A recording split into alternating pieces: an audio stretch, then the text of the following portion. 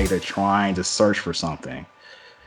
So I end up walking around and I walk away from like where all the tourists are, and I just start walking towards the other side of the island, and I see more and more of the residents, and I'm getting away from the tourists, and I started to see that the residents don't really have much, right? I mean, it's kind of a third world country in some parts of Thailand, but the people who had like less seemed to be way happier than the tourists I saw, on the other side of the island.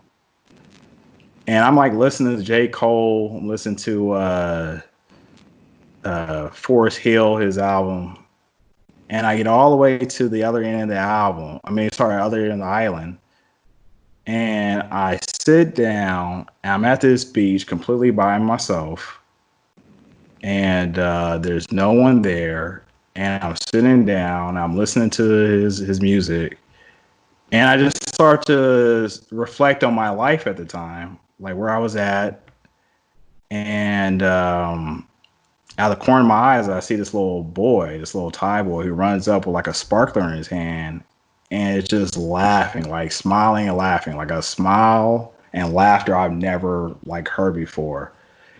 And I immediately start to cry. Like I start to think about like everything I had going on in my life. I think about my family. I think about my friends. I think about how blessed I've been as far as my life. I was thinking about Kimberly, and I've never cried like that. Like I was crying out of joy.